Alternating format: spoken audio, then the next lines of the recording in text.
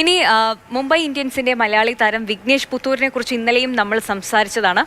ആ വിഘ്നേഷ് പുത്തൂരിന്റെ കരിയറിൽ തന്നെ ഒരു വഴിത്തിരിവായ ഒരു വ്യക്തിയുണ്ട്. ചൈനാമാൻ ബോളിംഗ് തിരഞ്ഞെടുക്കാൻ നിർദ്ദേശിച്ചതും ക്രിക്കറ്റ് ക്യാമ്പിൽ എത്തിച്ചതുമെല്ലാം അയൽവാസിയായ മുഹമ്മദ് ഷെരീഫ് എന്ന അയൽവാസിയാണ്. വിഘ്നേഷിനൊപ്പമുള്ള അനുഭവം മാതൃഭൂമി ന്യൂസുമായി അദ്ദേഹം പങ്കുവയ്ക്കുകയാണ്. കേട്ടിട്ട് വരാം. വിഘ്നേഷിന്റെ നെയ്ബർ ഷെരീഫ് എൻ്റെ അടുത്ത് കോച്ചിങ്ങിന് വരുന്നുണ്ടായിരുന്നു. പണ്ട് എനിക്ക് കറക്റ്റ് ബോളി അറിയണ്ടായിരുന്നില്ല. അപ്പോൾ ഷെരീഫായിട്ടാണ് ഇങ്ങനെ ഇതുപോലെ ആയിരുന്നു നോക്ക് നന്നായിട്ടുണ്ടാകും പറഞ്ഞു. അപ്പോൾ ഷെരീഫ് അന്ന് 13 വയസ്സ്, വിഘ്നേഷിനെക്കാളിലും 3 വയസ്സ് കൂടുതൽ. അപ്പോൾ 10 വയസ്സുള്ള ഈ വിഘ്നേഷ് എൻ്റെ നെയ്ബർ കളിക്കാൻ ഇൻട്രസ്റ്റ് ഉണ്ട്, ഞാൻ കൊണ്ടുവരട്ടെ എന്ന് ചോദിച്ചു. എറിഞ്ഞു തുടങ്ങി. അപ്പോൾ ഒന്നും അറിയില്ല. ആ ടൈമിൽ ചൈനമാൻ അറിയണ്ടായിരുന്നില്ല. പിന്നെ കളി തുടങ്ങി കുറച്ച് കഴിഞ്ഞപ്പോൾ മനസ്സിലായി ഇത് ചൈനമാനാണ്.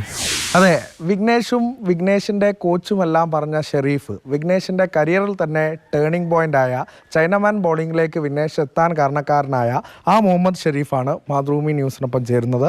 ഷെരീഫ് ഇപ്പോൾ ഉസ്താദാണ് അല്ലേ? അത് വിഘ്നേഷ് പറഞ്ഞ ഒരു കാര്യമുണ്ട്, ഈ ചൈനമാൻ ബൗളിംഗ് ആണ് എറിയുന്നതെന്ന് അറിയില്ലായിരുന്നു, ഈ ഷെരീഫാണ് അതിലേക്ക് നയിച്ചത്, അങ്ങനെ എറിഞ്ഞു നോക്കൂ എന്ന് പറഞ്ഞു. എങ്ങനെയായിരുന്നു ആ വിഘ്നേഷിനെ അതിലേക്ക് നയിച്ചത്, ചൈനമാൻ ബൗളിങ്ങിലേക്ക് എത്തിച്ചത്? അല്ല, എനിക്കും അറിയില്ലായിരുന്നു ഇത് ചൈനാമാൻ ബോളിംഗ് ആണെന്ന് എനിക്കും അറിയില്ലായിരുന്നു. അതിന് അങ്ങനെ ഒരു പേരുണ്ടെന്ന് എനിക്കറിയില്ല. അത് ഞാൻ ലെഗ് സ്പിൻ എന്നുള്ള അടിസ്ഥാനത്തിൽ ഞാൻ മനസ്സിലാക്കിയിട്ടുള്ളൂ. വലത് കൈ കൊണ്ട് എറിയുമ്പോൾ അതിന് ലെഗ് സ്പിൻ എന്നും ഇടത് കൈ കൊണ്ട് എറിയുമ്പോൾ അതിന് ചൈനാമാൻ എന്നും പേര് വരുന്നതാണ്. അപ്പോൾ ഞാൻ അവനക്ക് പറഞ്ഞു കൊടുത്തത് എനിക്ക് അങ്ങനെ ഒരു ആഗ്രഹം ഉണ്ടായിരുന്നു ലെഗ് സ്പിൻ അറിയണം. പക്ഷേ എനിക്ക് എൻ്റെ ലെങ്ത്തൊന്നും ശരിയായിരുന്നില്ല ലെഗ് സ്പിൻ എറിയുമ്പോൾ. അപ്പോൾ ഞാനവന് അതിൻ്റെ പക്ഷേ ലെഗ് സ്പിന്നിന് വേണ്ടി ഞാൻ കുറച്ചെല്ലാം നടന്നിരുന്നു. അപ്പോൾ അതിൻ്റെ ടെക്നിക്കലും മറ്റു കാര്യങ്ങളൊക്കെ ഞാൻ പഠിച്ചെടുത്തിരുന്നു. അപ്പോൾ ഞാൻ പറഞ്ഞു, നീ ഇങ്ങനെ എറിയുകയാണെങ്കിൽ അവൻ ആദ്യം മീഡിയം ബേസാണ് എറിഞ്ഞിരുന്നത്. അപ്പോൾ മീഡിയം ബേസ് എറിയാനുള്ളൊരു ബോഡി വെയ്റ്റും മറ്റു കാര്യങ്ങളൊന്നും അവന് ഉണ്ടായിരുന്നില്ല ആദ്യഘട്ടത്തിൽ. പിന്നെ അവന് ഷറായി ഫിറ്റായി. ആ സമയത്ത് ഞാൻ അവനോട് പറഞ്ഞത് ലെഗ് സ്പിൻ എറിഞ്ഞു. ലെഫ്റ്റ് ഹാഫ് സ്പിന്നിന് തന്നെ ചാൻസാണ്, പക്ഷേ ഒന്നുകൂടെ ലെഗ് സ്പിൻ ആകുമ്പോൾ ഒന്നുകൂടെ കൺട്രോൾ ഒന്നുകൂടെ ഉണ്ടെങ്കിൽ നല്ല ഉഷാറാകും എന്ന് പറഞ്ഞു. അപ്പോൾ അങ്ങനെ അവന് ലെഗ് സ്പിന്നിൻ്റെ ചില ടെക്നിക്കലും മറ്റു കാര്യങ്ങളൊക്കെ സ്റ്റാർട്ടിങ്ങിൽ, അല്ലാതെ അതിൻ്റെ കൃത്യമായ കാര്യങ്ങളല്ല, അതിൻ്റെ സ്റ്റാർട്ടിങ്ങിൽ ഞാൻ എന്ത് ചെയ്തു, അവന് കുറച്ച് കാര്യങ്ങൾ പറഞ്ഞു കൊടുത്തു. അവനത് ഞാൻ പറഞ്ഞു കൊടുത്തതിനേക്കാളും ഭംഗിയായിട്ട് അവൻ എന്ത് ചെയ്തു, അത് ചെയ്തു. പിന്നെ അത് മാത്രമല്ല, അത് കൃത്യമായിട്ടും ഫോളോ അപ്പ് ചെയ്തു.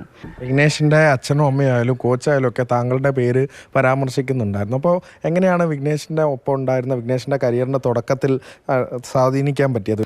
ഏതൊരു ക്രിക്കറ്റ് പഠിക്കുന്ന ഒരാൾക്ക് പോലും മനസ്സിലാവും അവനിലൊരു ക്രിക്കറ്റർ ഉണ്ട് എന്നുള്ളത് ആർക്കും മനസ്സിലാവും. അങ്ങനെ ഇരിക്കുന്ന സമയത്ത് ഞാൻ അവനടുത്ത് കുറച്ച് ഉപദേശങ്ങൾ പറഞ്ഞു.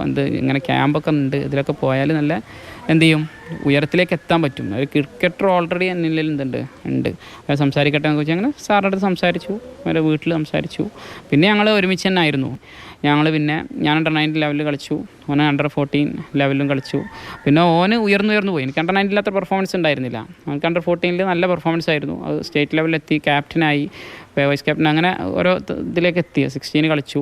അതെ, ഇനി വിഘ്നേഷിൻ്റെ കരിയറിൽ എന്ത് ചെയ്യട്ടെ, അവന് ഉയർച്ചയിലേക്ക് എത്തട്ടെ എന്ന് ഞാൻ ആശംസിക്കുകയാണ്. അല്ലാതെ ഇപ്പോൾ അതിൽ കൂടുതലൊന്നും നമുക്ക് പറയാനില്ല. അവന് ഉയരങ്ങളിലേക്ക് എത്തട്ടെ, ഇതിലും നല്ല സ്ഥാനങ്ങളിലേക്ക് അവൻ എത്തിത്തീരട്ടെ. വിഘ്നേഷിൻ്റെ കരിയറിലെ തന്നെ ടേണിംഗ് പോയിന്റ് ആയിരുന്നു മുഹമ്മദ് ഷെരീഫ് കൊടുത്ത നിർദ്ദേശം. ഒപ്പം തന്നെ വിഘ്നേഷിനെ ക്രിക്കറ്റ് ക്യാമ്പിൽ എത്തിച്ചതും മുഹമ്മദ് ഷെരീഫ് എന്ന ഉസ്താദാണ്. തുടർന്നും വിഘ്നേഷിൻ്റെ നേട്ടങ്ങളിൽ അഭിമാനിക്കാൻ ഷെരീഫിന് സാധിക്കട്ടെ. പ്രജോഷ് കുമാറിനൊപ്പം അരുൺ അമൃതനാഥ്, മാതൃഭൂമി ന്യൂസ്, മലപ്പുറം. അരുൺ അമൃതനാഥ് നമുക്കൊപ്പം ചേരുന്നുണ്ട്. അരുൺ, ഈ വിഘ്നേഷിന്റെ ഓരോ ഉയർച്ചയിലും മുഹമ്മദ് ഷെരീഫിന് അഭിമാനിക്കാം, സന്തോഷിക്കാം. ജീവിതത്തിൽ അറിയാതെയെങ്കിലും, അറിഞ്ഞോ അറിയാതെയോ, വിഘ്നേഷിന്റെ കരിയറിൽ ഒരു ടേണിംഗ് പോയിന്റ് ആയി മാറിയത് മുഹമ്മദ് ഷെരീഫ് എന്ന വ്യക്തി തന്നെയാണല്ലേ?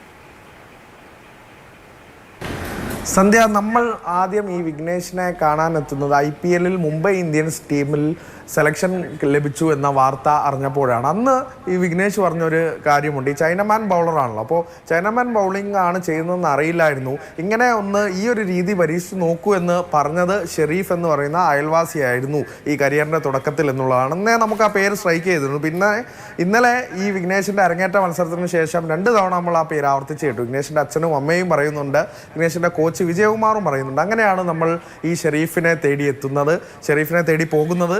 ഈ മുഹമ്മദ് ഷെരീഫ് കോട്ടക്കലെ പള്ളിയിലെ ഒരു ഉസ്താദാണ്.